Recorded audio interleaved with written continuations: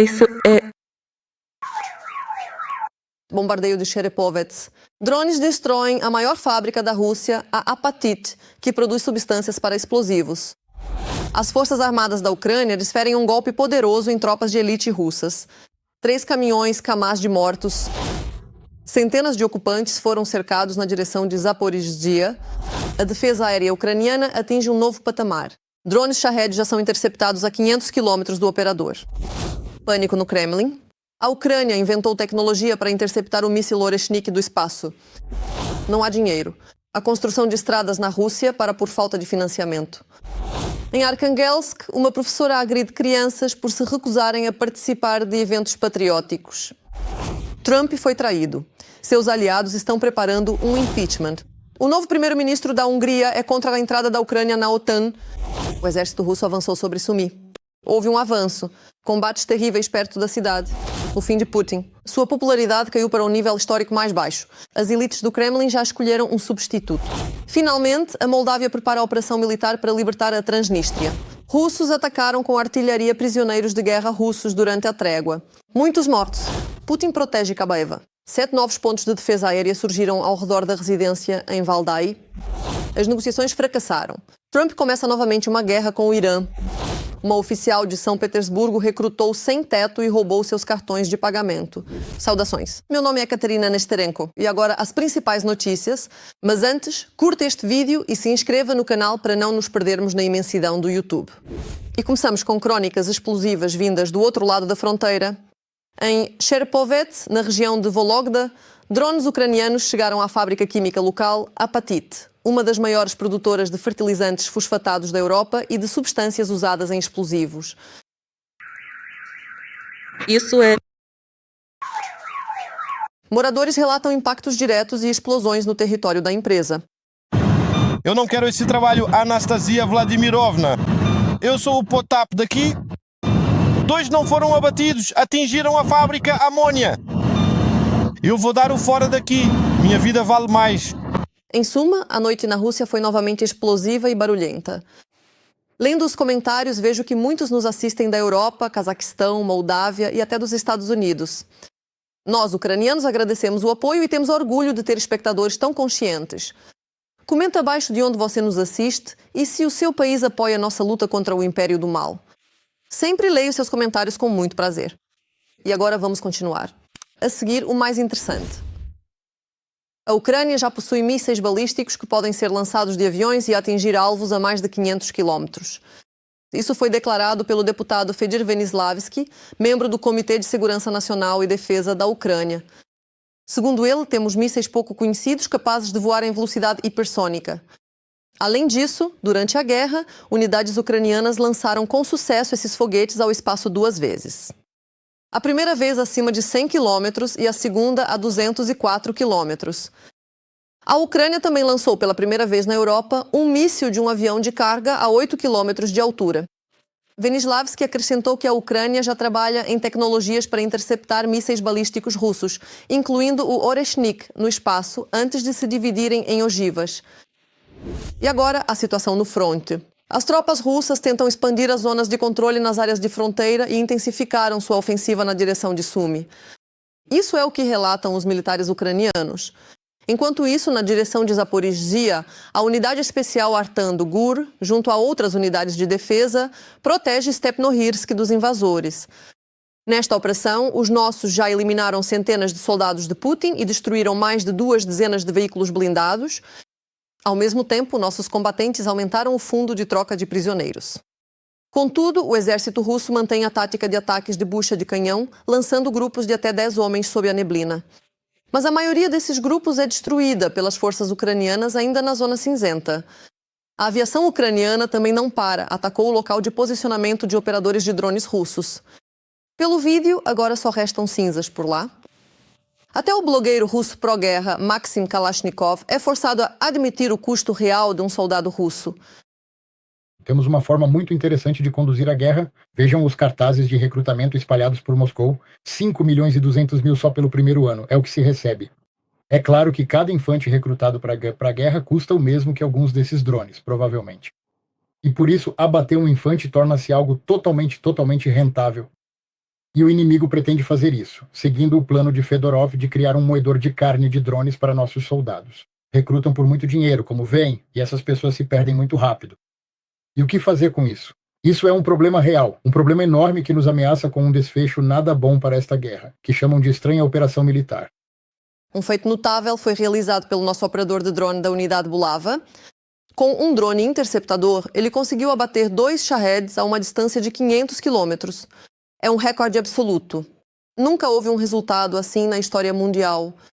Eu não canso de admirar a coragem e o heroísmo dos guerreiros ucranianos. Eles mantêm o fronte e enfrentam uma horda imensa que os supera em número significativamente. Por isso, peço que apoiem as Forças Armadas. Se não puderem ajudar financeiramente, deixem palavras de apoio nos comentários. Eu sei que eles nos assistem. Não havia dúvidas de que a trégua de Páscoa anunciada pelos russos não passava de uma farsa. Mas o fato de os militares russos começarem a violá-la até contra os seus próprios foi surpreendente. Durante o cessar-fogo, os ocupantes eliminaram seus próprios soldados que estavam sendo evacuados das posições das Forças Armadas da Ucrânia. Isso foi relatado pela 24ª Brigada Mecanizada Separada.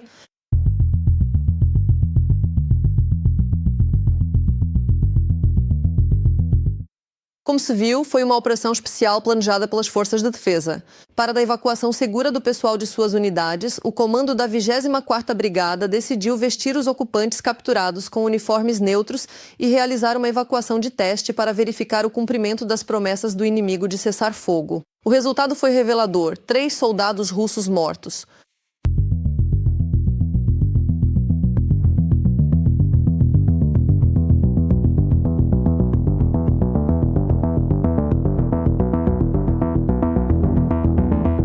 Aí está, o autêntico estilo russo. É o fim. O partido pró-Rússia do primeiro-ministro húngaro e aliado de Putin, Viktor Orbán, perdeu nas eleições parlamentares. O partido de oposição TISA obteve a maioria constitucional, com mais de 69% dos votos.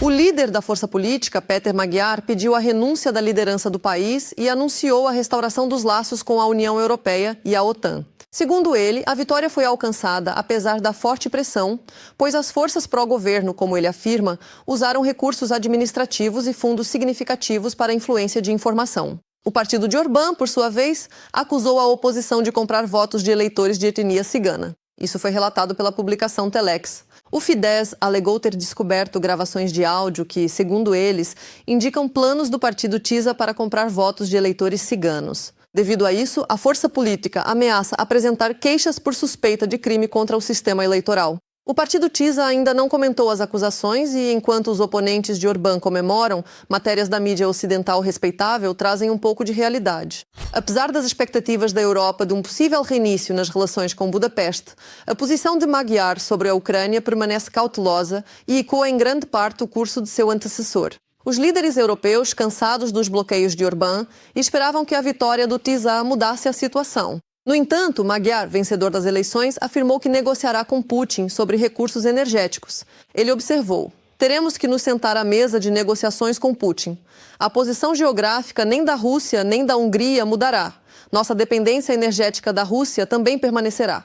Negociaremos, mas não seremos amigos. Ao mesmo tempo, Magyar prometeu levar o país de volta a uma cooperação mais estreita com a Europa e a OTAN. Já o Kremlin declarou que não parabenizará Péter Magyar pela vitória nas eleições parlamentares.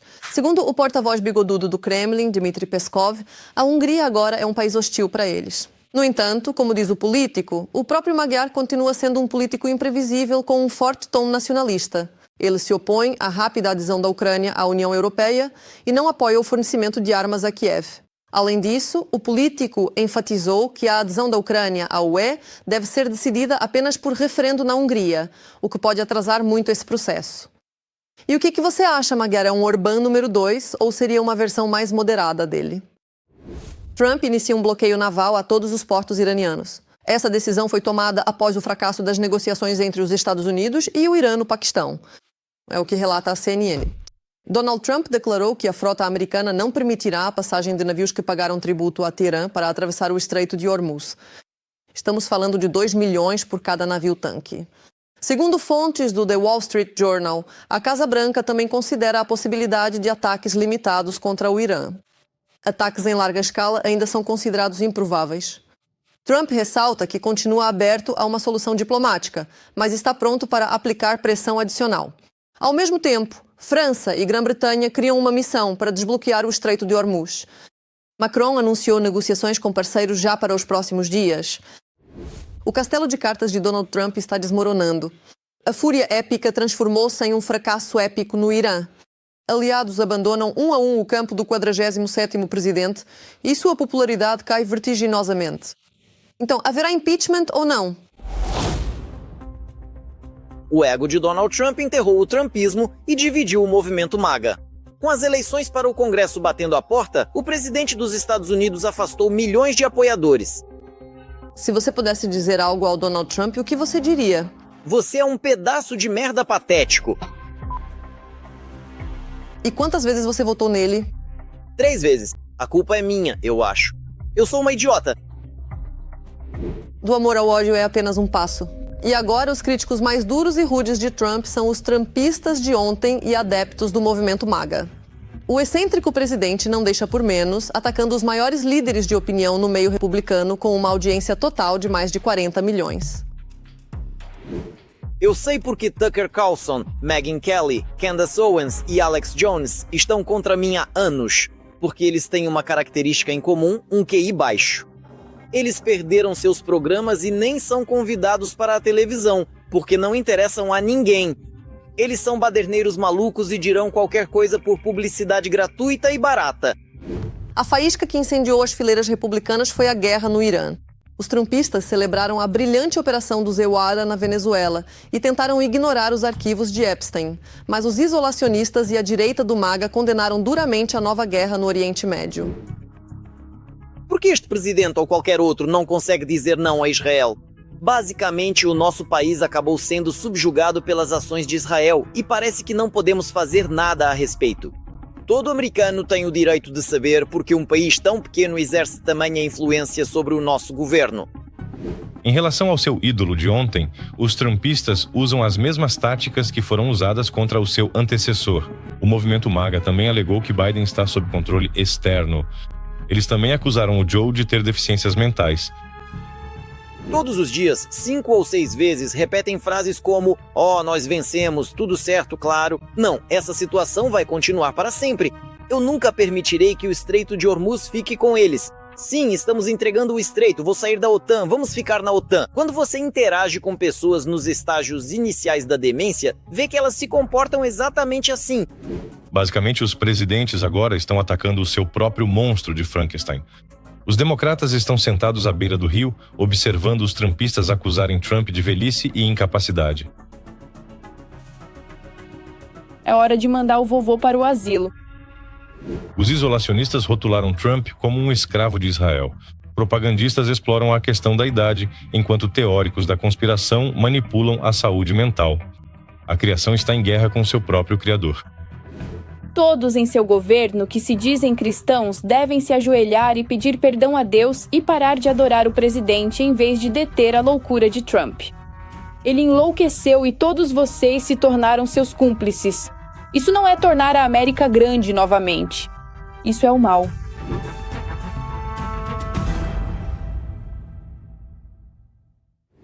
Os construtores de rodovias russas correm o risco de uma falência em massa. As maiores empresas pediram ao governo uma moratória sobre falências, pois há um alto risco de que o setor seja atingido por uma onda de ruína nos próximos 2 anos. E o motivo disso são os enormes calotes em contratos governamentais. Só nos primeiros 3 meses de 2026, as dívidas do Estado com 8 grandes construtoras de estradas passaram de R$500 bilhão. Para se ter uma ideia, isso é 147% a mais do que há um ano. Então, o que está acontecendo? As empresas constroem as estradas, mas não recebem o dinheiro no prazo. E o mais surreal é que o fisco já exige que dezenas de empresas paguem mais 9,5 bilhões de rublos ao orçamento pelos anos anteriores. Em Severodvinsk, na região de Arkhangelsk, uma professora de uma creche chamada sugestivamente de Ursinho Pooh espancou crianças do berçário por meses, batendo em suas cabeças, levantando-as pelo pescoço e maltratando quem, vejam só, não queria participar de eventos patrióticos. Depois que o vídeo com as medidas punitivas caiu na rede, a péssima educadora foi afastada do trabalho e um processo criminal foi aberto. Este é um exemplo claro de como a violência e a crueldade são transmitidas às próximas gerações na Rússia. Uma funcionária da capital cultural, São Petersburgo, condecorada com uma medalha por misericórdia, foi acusada de desviar dinheiro de moradores de rua.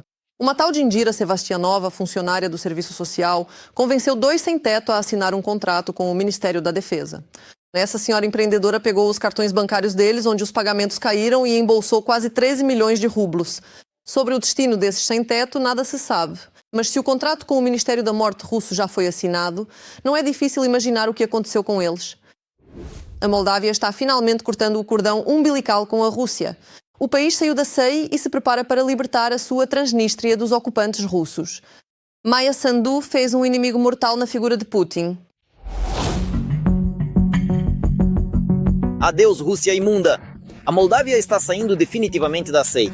A presidente do país, Maia Sandu, assinou decretos sobre a rescisão dos acordos da Comunidade de Estados Independentes.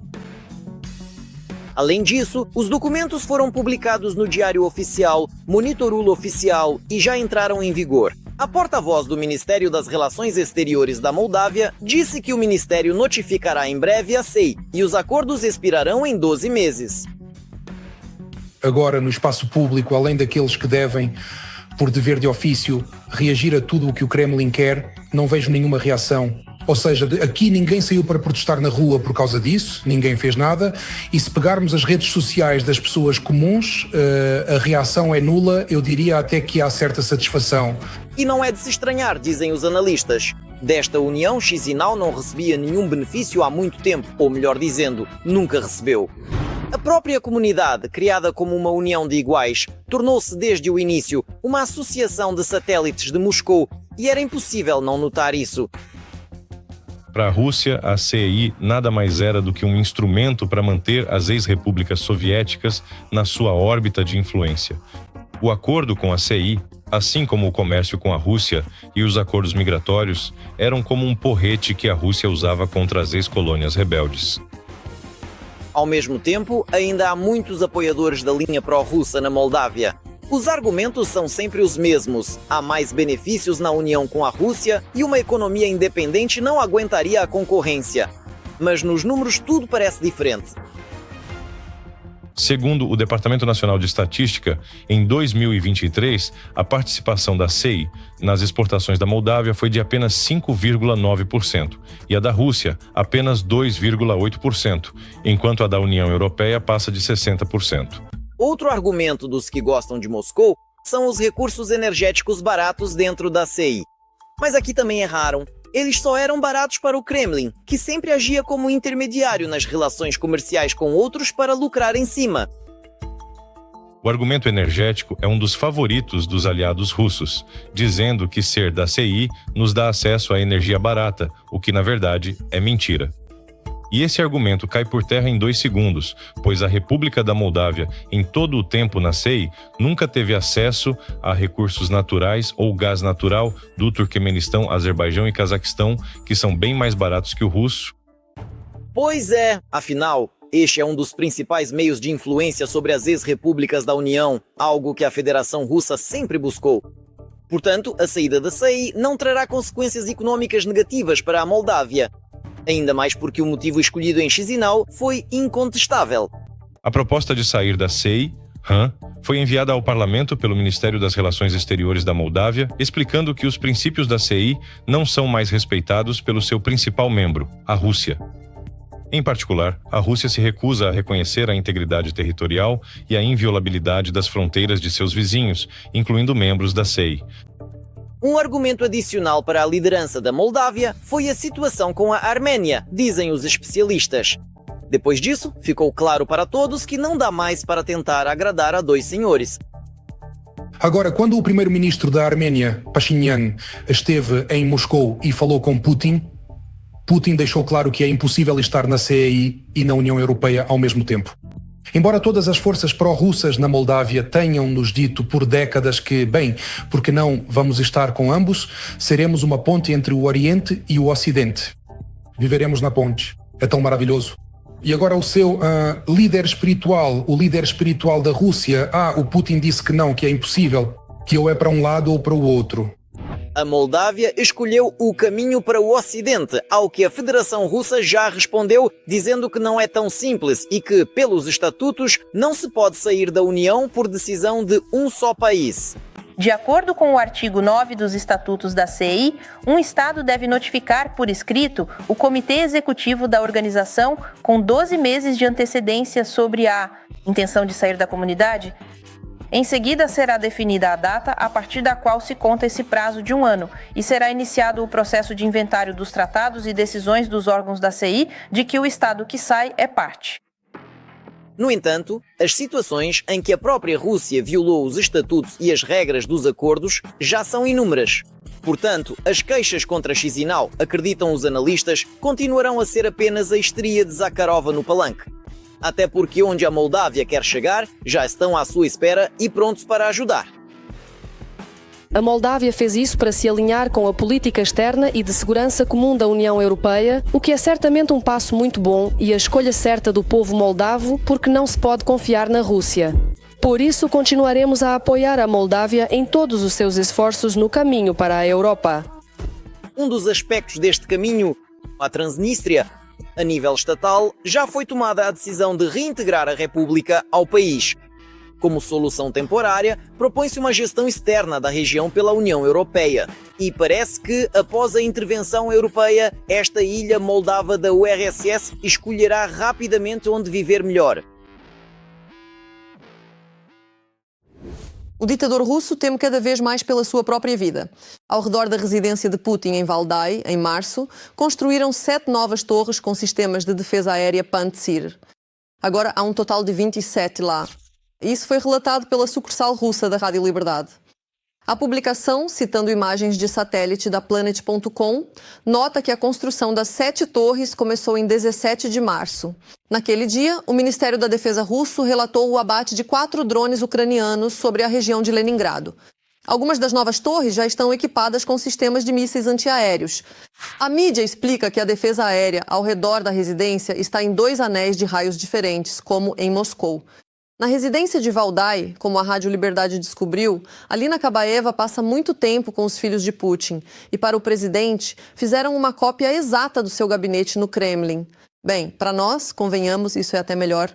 Enquanto tantos sistemas protegem um só traseiro, alvos mais valiosos para drones e mísseis ucranianos parecem dizer bem-vindos.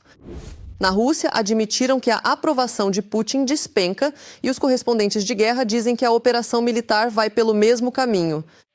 A nova realidade para o eleitorado do ditador revelou-se muito difícil. Será que movimentos reais em direção à liberdade são possíveis? Ou os russos não são capazes de protestar? Contaremos tudo sobre isso na nossa reportagem. Ele passou a ser odiado, desprezado, e a sua política agrada cada vez menos ao eleitorado. E como agora tenho muito tempo livre, vou simplesmente odiar tudo neste país. Até as estruturas estatais admitem que a popularidade de Vladimir Putin está a cair. Segundo o VCOM, o índice do ditador caiu para 67%, o nível mais baixo desde 20 de fevereiro de 2022. A aprovação é um atributo de uma sociedade democrática, de um Estado democrático. A Rússia claramente não o é, especialmente após as transformações que viveu desde o ano 22. As recentes iniciativas de bloqueio de informação e perseguição a qualquer descontentamento mostram que a deriva russa para a autocracia continua e se aprofunda. Portanto, não há aprovação se não houver concorrência. Putin não tem concorrência porque não existem eleições livres. E se alguém tenta, mesmo em teoria, participar nestas eleições, ou é impedido de concorrer, ou algo ainda pior acontece. Mas o fato é que, dentro da própria Rússia, ouvimos cada vez mais frequentemente o descontentamento com o governo. Além disso, não apenas no nível dos usuários comuns da internet, que foram limitados, mas também de blogueiros ou correspondentes de guerra. A questão nem é que a Rússia não possa vencer ainda por razões objetivas. O fato é que a Rússia hoje, falando francamente, não tem, em um sentido global, tal objetivo. O que precisamos ter em mente? Bem, agora não há mais nenhuma retaguarda, mesmo dentro de praticamente todo o país. E, portanto, tanto para a localização de todos os postos de comando, instalações de infraestrutura e, em geral, para o sistema de defesa aérea do país, a dispersão de recursos materiais, bem, exigências completamente diferentes já devem ser formadas. Agora, com os meios modernos de ataque aéreo, tanto do ar quanto do mar, praticamente todo o território do país é simplesmente vulnerável. As críticas voam tanto em direção à liderança do Kremlin quanto aos comandantes e ao exército. E chega ao ponto de dizerem que a guerra já nem é necessária e que não querem capturar Kiev. E acontece que a defesa aérea não está funcionando direito. Idiotas! Eu digo nossos idiotas e não me refiro a todos, mas sim a alguns indivíduos. Eles estão quase prontos para mandar toda a defesa aérea para lá, sabe? Vamos entregar toda a defesa aérea para lá. Eles vão se acertar com os americanos agora e tudo ficará bem para eles, entende? E depois dirão, onde está nossa defesa aérea? Está tudo no Irã. E por aí vai, entende? Mas por que começaram a falar tão abertamente com descontentamento? Como dizem os especialistas, isso é apenas uma gota no oceano. É por isso que, por enquanto, não se deve levar a sério esse descontentamento generalizado. Bem, primeiro, os correspondentes de guerra foram por muito tempo uma classe privilegiada, uma classe de propagandistas russos, talvez não do mais alto escalão, como Solovyov ou Kiselyov, mas ainda assim bastante privilegiada. Bem, no geral, ninguém realmente os sustentava, mas permitiam que eles, digamos, lucrassem com temas militares, através de arrecadações e publicidade nas redes sociais. Agora, todas essas fontes de renda foram retiradas deles, ou seja, basicamente estão dizendo a eles, pessoal, vocês não são mais tão necessários. Começa um murmúrio silencioso que, por enquanto, não se transforma em nada mais sério, porque eles têm medo de seguir o caminho de Girkin e outras figuras semelhantes. Nas redes sociais dos líderes russos, vemos cada vez mais apelos a protestos, apelos para derrubar o governo ou parar a guerra. Mas se você, por um momento, pensou que os protestos são reais neste país, esqueça esses pensamentos. Nesta fase é improvável, mas devemos entender que na Rússia, essencialmente, protestos nunca acontecem de fato. Protestos não são a cara da Rússia. Na Rússia, ou ocorre uma revolta espontânea ou um golpe nas altas esferas. E o golpe é mais frequente do que a revolta espontânea. Ou seja, ou é algo absolutamente imprevisível que pode começar literalmente em qualquer lugar e se transformar em saques e vandalismo total. Ou as elites decidirão que, bem, sem Putin é mais fácil do que com Putin e resolverão eliminá-lo silenciosamente, como já aconteceu na Rússia muitas vezes. Portanto, ninguém espera nenhum tipo de protesto. Sem protestos, sem mudanças no poder. Certamente não vale a pena alimentar ilusões, mas vale notar que mudanças na sociedade estão sim ocorrendo. Mas quando o pensamento crítico deste povo atingir o seu auge para ações reais, ainda não está claro. Portanto, por enquanto, observamos apenas a baixa popularidade do ditador e um enorme nada por parte do eleitorado. Bilionários escondem somas colossais de impostos. Isso é o que relata a Oxfam. As pessoas mais ricas do mundo escondem em paraísos fiscais e em contas não declaradas cerca de, preparem-se porque este número é difícil de compreender, 3,55 trilhões de dólares. Para uma melhor compreensão, este valor excede o PIB da França, de 3,16 trilhões de dólares em 2024, e é mais do que o dobro do PIB combinado dos 44 países menos desenvolvidos do mundo. Agora, um pouco de matemática impressionante. A parcela de 0,1% das pessoas mais ricas detém cerca de 2,84 trilhões de dólares. Isso representa cerca de 80% de todos os fundos mantidos em paraísos fiscais. Este valor excede a riqueza combinada da metade mais pobre da humanidade, ou seja, 4,1 bilhões de pessoas. Ao mesmo tempo, 0,01% dos mais ricos concentram 1,77 trilhão de dólares. Isso é tudo. Deixe o seu like neste vídeo e não se esqueça de se inscrever no nosso canal Ucrânia Hoje para não perder os nossos próximos episódios. Até à próxima!